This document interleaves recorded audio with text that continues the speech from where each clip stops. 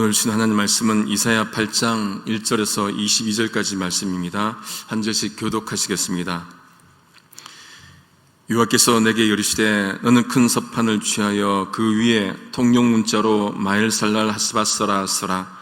내가 진실한 증인 제사장 우리야와 여레베기야의 아들 스가랴를 불러 증거하게 하리라 하시더니 내가 내 아내와 동침함에 그가 잉태하여 아들을 낳은지라. 여호와께서 내게 이르시되 그 이름을 마엘살랄 하스바스라 하라. 이는 이 아이가 내 아빠 내 엄마라 할 줄 알기 전에 다메섹의 제물과 사마리아의 노랑물이 아수르 왕 앞에 옮긴 바 될 것이니라. 여호와께서 다시 내게 일러 가라사대 이 백성이 천천히 흐르는 실로아 물을 버리고 르신과 르말리아의 아들을 기뻐하나니 그러므로 주 내가 흉용하고 창렬한 큰 하수 곧 아수르 왕과 그의 모든 위력으로 그들 위에 덮을 것이라. 그 모든 골에 차고 모든 언덕에 넘쳐 흘러 유다에 들어와서 창렬하고 목에까지 미치리라. 임마누엘의 의리여 그의 펴는 날개가 내 땅에 편만하리라 하셨느니라. 너희 민족들아 호나하라. 필경 패망하리라. 너희 먼 나라 백성들아 돌을 지어다. 너희 허리열을 동여라. 필경 패망하리라. 너희 허리열에 뜰을 뜨라. 필경 패망하리라.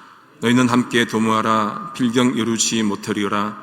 말을 내어라. 시행되지 못하리라. 이는 하나님이 우리와 함께 하심이니라. 여호와께서 강한 손으로 내게 알게 하시며 이 백성의 길로 행치 말 것을 내게 경성시켜 가라사대 이 백성이 맹약한 자가 있다 말하여도 너희는 그 모든 말을 따라 맹약한 자가 있다 하지 말며 그들의 두려워한 것을 너희는 두려워하지 말며 놀라지 말고 만군의 여호와 그를 너희가 거룩하다 하고 그로 너희의 두려워하며 놀랄 자를 삼으라. 그가 거룩한 피할 곳이 되시리라. 그러나 이스라엘의 두 집에는 거치는 돌 걸리는 반석이 되실 것이며 예루살렘 거민에게는 함정 올무가 되시리니 많은 사람들이 그로 인하여 거칠 것이며 넘어질 것이며 부러질 것이며 걸릴 것이며 잡힐 것이니라. 너는 증거의 말씀을 싸매며 율법을 나의 제자 중에 봉함하라. 이제 야곱 중에 대하여 낯을 가리우시는 여호와를 나는 기다리며 그를 바라보리라. 보라 나와 및 여호와께서 내게 주신 자녀들이 이스라엘 중에 징조와 예표가 되었나니 이는 시온산에 계신 만군의 여호와께로 말미암는 것이니라. 혹이 너에게 구하기를 지절거리며 속살거리는 신접한 자와 마술사에게 물으라 하거든 백성이 자기 하나님께 구할 것이 아니냐 산자를 위하여 죽은 자에게 구하겠느냐 하라. 마땅히 율법과 증거의 말씀을 쫓을지니 그들의 말하는 바가 이 말씀에 맞지 아니하면 그들이 정령이 아침빛을 보지 못하고 이 땅으로 헤매며 곤고하며 줄일 것이라.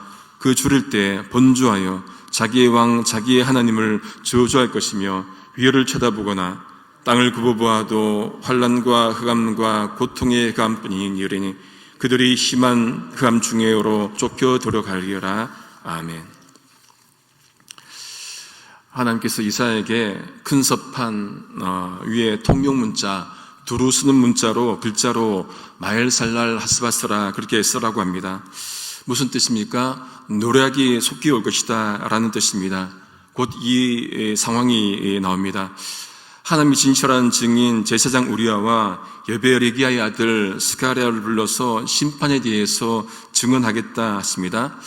이 말씀은 심판이 확정적이라는 말이죠. 이것은 아람과 이스라엘 그 연합군에 대한 심판이기도 하지만은 유다 자신에 대한 심판이기도 합니다. 그런 다음에 이사야가 예언자 아내와 이제 가까이 하자 아내가 임신을 합니다. 아들을 낳습니다. 하나님이 그 아들을 뭐라고 부르라 합니까? 마엘살랄 하스바스 그렇게 부르라 합니다. 노략이 속히 올 것이다. 왜냐하면 이 아이가 아빠 엄마라고 부르기 전에 그러니까 곧 이제 그 빠른 시일 내에 아수르 왕이 다메섹에서 아람이죠. 뺏은 재물과 사마리아 북이스라엘에서 뺏은 재물을 가져갈 것이다 그렇게 말씀을 합니다. 다시 말해서 북이스라엘과 아람이 망할 것을 말씀을 하시는 것이죠. 이것은 한편으로는 유다 입장에서 좋은 것 아니겠습니까? 지금 유다가 누구하고 싸움을 합니까? 북이스라엘과 아람의 연합군과 싸움을 하고 있지요. 그러니까 아수르를 통해서 북이스라엘과 아람의 연합군을 무너뜨린다면 유다 입장에선 좋은 것입니다. 그런데 정말로 좋은 일일까요? 이사야의 또 다른 아들이 여러분 있었습니다. 어제 7장에 보면 누가 등장했습니까? 스알랴 숲이 있었죠. 남은 자가 돌아온다, 그 뜻이었고, 오늘은 노략이 속히 올 것이다, 대조적인 두 아들이 이제 등장을 합니다. 하나님이 다시 이사야에게 말씀합니다. 6절부터 8절까지를 세 번역으로 한번 찬찬히 보겠습니다. 먼저 6절입니다.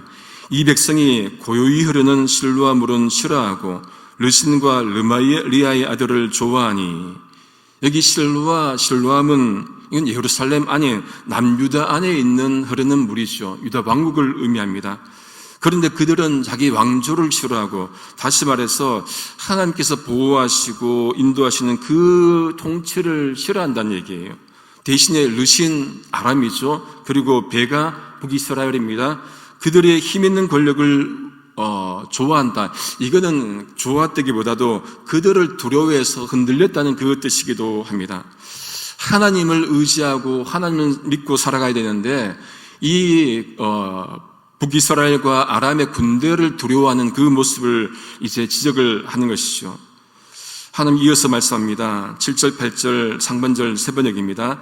나 주가 저 세차게 넘쳐 흐르는 유프라테스 강물 곧 아시리아 왕과 그의 모든 위력을 이 백성 위에 뒤덮이게 하겠다. 그때 그 물이 온 색강을 뒤덮고 둑마다 넘쳐서 유다로 밀려들고 소용돌이치면서 흘러 유다를 휩쓸고 유다의 목에까지 찰 것이다.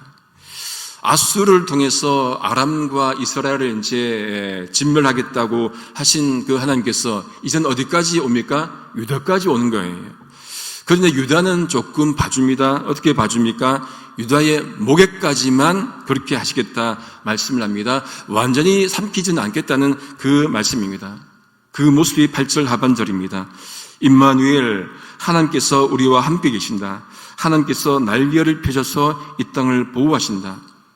여러분, 보호하는 이유가 무엇이겠습니까? 유다를 멸하셔도 충분한데 하나님이 유다를 보호하시는 이유가 무엇이겠습니까? 그들의 죄악에도 불구하고 하나님은 그들과 맺은 언약 때문에 그렇습니다. 임마누엘 하나님, 함께 하시는 하나님 때문에 그렇게 하시는 것이죠. 약속 때문에 하나님의 은혜가 지속이 됩니다. 이번 주에도 말씀드렸지만은 하나님의 은혜가 하나님의 진노보다 크기 때문에 살아남은 거예요. 우리 삶도 마찬가지 아니겠습니까? 우리도 정말로 죽을 수밖에 없는 죄인인데 하나님의 은혜가 크기 때문에 지금은 또 살고 지금 또 은혜 가운데 거하는 것 아니겠습니까? 이것이 은혜입니다. 무엇 때문에요? 하나님의 언약 때문에. 이건 꼭 기억을 하시기 바랍니다. 언약 신학이 너무너무 중요한 거예요.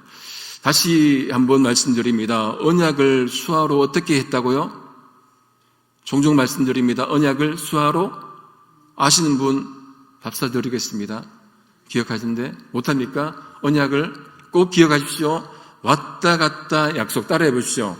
왔다 갔다 약속 따라해 보십시오. 가만히 계시지 말고 왔다 갔다 약속. 언약이에요.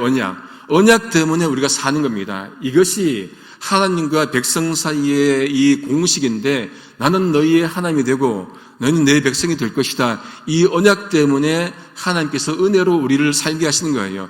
이것이 신약에서 너무너무 중요한 거예요. 꼭 기억을 하시기 바랍니다. 이스라엘 백성들이 죄를 지어도 나쁜 거죠. 우리가 죄를 지어도 나쁜 거죠. 그럼에도 불구하고 지금까지 우리가 사는 것은 그건 언약 때문이다. 이걸 꼭 기억을 하시기를 바랍니다. 이사야가 이방 민족에게 경고합니다. 어떻게 경고합니까? 너희 민족들아 함성을 질러보라. 하지만 끝내 망할 것이다. 너희 먼 나라에서 온 백성들아 싸울 준비를 하여라. 그러나 패망할 것이다. 허리에 띠를 떼라. 하지만 끝내 망할 것이다. 전략을 세워라. 끝내 이루지 못할 것이다. 이방 민족이 아무리 온갖 동원을 다 하더라도 어떤 얘기입니까? 망할 것이라는 얘기예요. 이유를 말씀합니다. 10절 하반절에 하나님께서 우리와 함께 하시기 때문이다. 무슨 말입니까? 임마누엘 하나님이시기 때문에 이 백성들이 정말로 하나님을 전적으로 신뢰하지 않는다 하더라도, 그렇다고 이방 민족이 유다를 진멸하는 것은 그거는 막아주겠다, 그 말씀입니다. 이것이 거듭 말하지만 은혜입니다. 하나님은 하나님 백성들이 잘못할 때 벌하시지만은 그들이 회개하고 돌아오기를 누구보다도 원하십니다. 하나님께로 돌아가야 됩니다. 말씀으로 돌아가야 됩니다. 회개하고 돌아가야 됩니다. 약속의 언약으로 돌아가야 됩니다. 그래야 마지막 최종 심판을 면할 수 있기 때문에 그렇습니다. 이사야는 하나님이 강한 손으로 자신을 붙잡고 이 백성의 길을 따라가지 말라고 경고의 말씀을 하라고 그렇게 하시죠. 유다 백성들이 어려움이 있을 때 여러분, 하나님은 항상 강한 손으로 백성들을 이끌어 주셨습니다. 대표적으로 출애굽 사건 아니겠습니까? 하나님께서 강한 손으로 그들을 인도해 내셨지요. 출애굽기 13장 9절입니다. 기억개정입니다. 여호와께서 강하신 손으로 너를 애굽에서 인도하여 내셨음이니, 하나님이 강한 손으로 죄악의 길에 있는 백성들을 끄집어내십니다. 여러분, 아이들이 정말로 뭣도 모르고 막 이렇게 뛰어다닐 때 있죠. 찻길에 막 뛰어다니고 하면 엄마가 아빠가 어떻게 합니까? 엄마가 아빠가 그들보다 강한 손으로 그들을 잡지 않습니까? 가만히 둡니까? 잡아서 안전한 곳으로 이끌지요. 동물도 그렇더라고요. 동물도 새끼들이 막 함부로 막 있으면은 엄마가 어떻게 합니까? 손으로 낚아채요. 손으로도 안 되면은 입으로 물어서라도 안전한 곳으로 옮기지요. 그것이 하나님의 강한 손이 그들의 삶 가운데 함께 하시는 모습입니다. 우리 삶 가운데도 하나님의 강한 손이 있기 때문에 사는 것 아니겠습니까? 이사야는 이제 하나님께서 이스라엘 백성들이 두려워할 것과 두려워하지 말 것을 구분해서 말씀해 줍니다. 먼저 두려워하지 말 것에 대해서 말씀을 합니다. 12절 새번역입니다. 너희는 이 백성이 모의하는 음모에 가담하지 말아라. 그들이 두려워한 것을 두려워하지 말며 무수하지도 말아라. 지금 이들이 누구를 두려워하고 있습니까? 아람과 이스라엘 군대를 두려워하고 있잖아요. 그러니까 그들을 두려워하지 말라는 말씀이에요. 대신에 두려워할 대상을 명식으로 말씀합니다. 13절 새번역입니다. 너희는 만군의 주 그분만을 거룩하다고 하여라. 그분만이 너희가 두려워할 분이시고 그분만이 너희가 무수할 분이시다. 하나님만 두려워하라고 말씀을 합니다. 세상 권력, 이웃 나라, 이방 나라 그 두려워하지 말고 하나님만 두려워하라. 하나님만 바라보라는 말씀입니다. 왜 그렇습니까? 하나님만이 그들을 지배할 수 있고 두려움의 대상인 그들을 하나님께서 이길 수 있기 때문에 더 큰 하나님을 두려워하라는 그 말씀입니다. 우리도 살면서 두려워할 것들이 주변에 있지요. 인간이기 때문에 있습니다. 그것 두려워하지 말라는 얘기예요. 왜 그렇습니까? 하나님께서 더 두려운 분이기 때문에 그것들을 두려워하지 말라 그렇게 말씀을 합니다. 또 이사야는 하나님의 양면성, 즉 하나님께서 성수와 걸림돌도 되신다 그렇게 두 가지 측면을 말씀을 합니다. 14절 15절입니다. 그는 성소도 되시지만 새번역입니다. 이스라엘의 두 집안에게는 거치는 돌도 되시고 걸리는 바위도 되시며 예루살렘 주민에게는 함정과 올가미도 되신다. 많은 사람이 거기에 걸려서 넘어지고 다치며 덫에 걸리듯이 걸리고 서로 잡힐 것이다. 여러분, 여기 성소는 어떻게 번역됩니까? 거룩한 피할 곳. 하나님을 믿는 자들에게는 하나님은 성소가 되시는 거예요. 피할 곳이 된다 그 말씀입니다. 우리가 불렀던 찬송 주 날개 및 내가 편안히 쉬네 1절 가사를 보시면은 주 날개 및 내가 편안히 쉬네 밤 깊고 비바람 불어쳐도 아버지께서 날 지키시리니 거기서 편안히 쉬리오로다. 하나님께서 날개로 보호하시기 때문에 비바람이 불어쳐도 폭풍우가 몰려와도 그 날개 아래서 편안히 쉴 수 있다는 그 말 아니겠습니까? 하나님만 의지하라는 그 말씀입니다.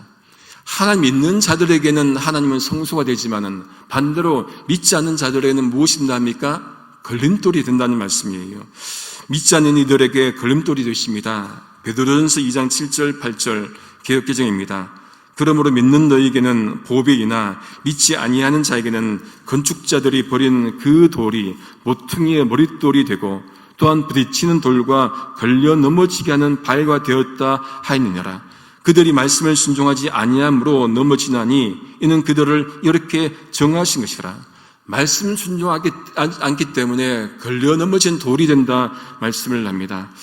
여러분, 믿지 않는 자들에게 마지막 걸림돌은 무엇이겠습니까? 마지막 걸림돌, 영원한 지옥 아니겠습니까? 그 마지막 걸림돌이 하나님의 심판대 앞에서 이루어진다는 그 말씀입니다. 하나님 믿으면은 그 마지막에 성소로 들어갑니다. 영원한 안전한 곳으로 들어갑니다. 그렇지 않으면 그 마지막에 넘어진다는 얘기예요. 어떻게 넘어집니까? 그 마지막에 천국에 들어가지 못하고 마지막에 영원한 지옥으로 가는 것 아니겠습니까? 이거를 피해야 되죠. 그러려면은 영원한 안전한 곳인 하나님의 날개 안으로 들어가야 된다는 그 말씀입니다. 하나님이 이사에게 그런데 이렇게 또 말씀합니다.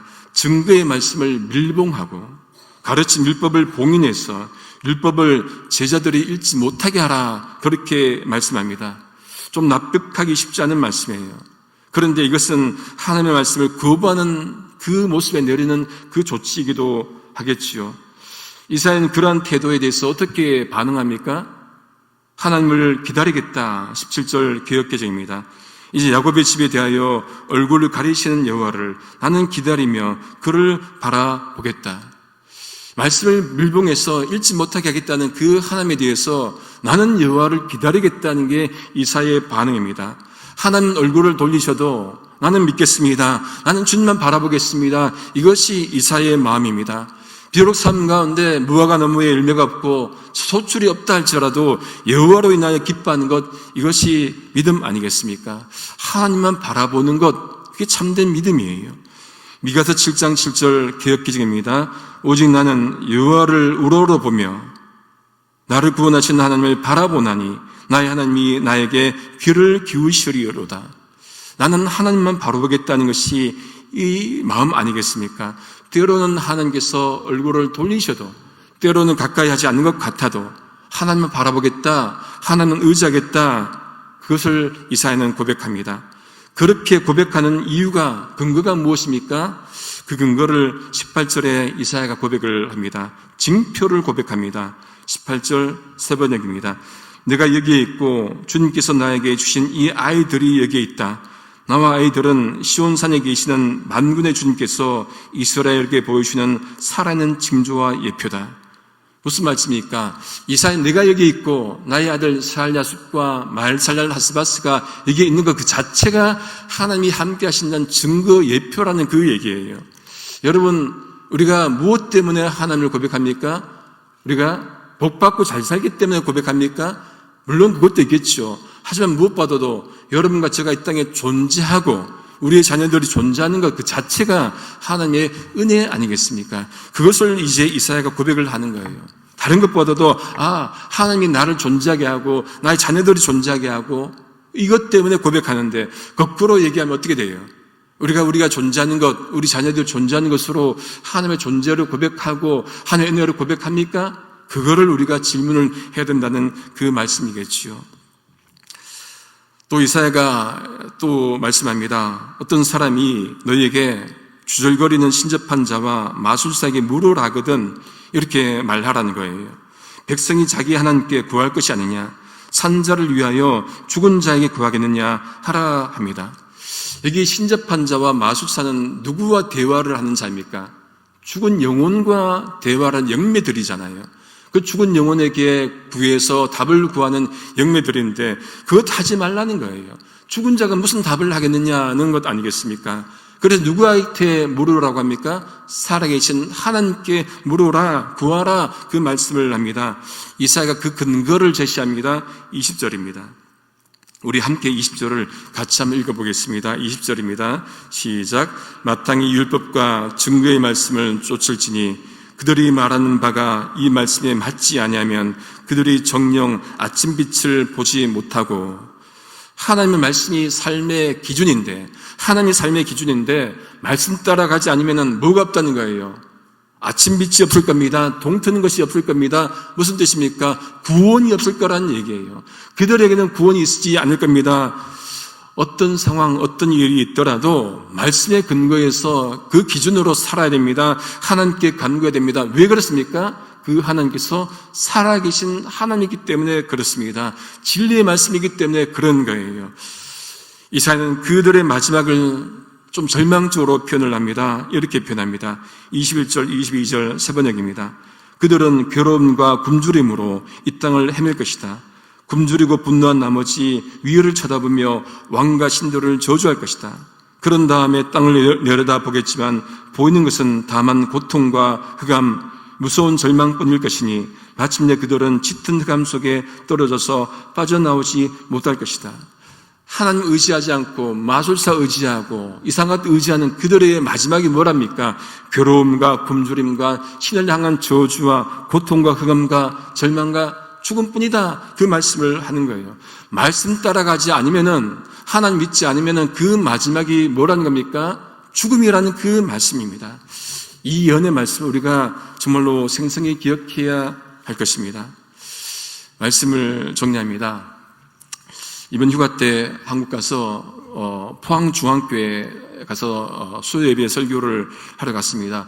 여기 남가지 동신교회에서 심호하셨던 손병일 목사님이 심호하시는 교회인데 뜨겁게 목회하시더라고요.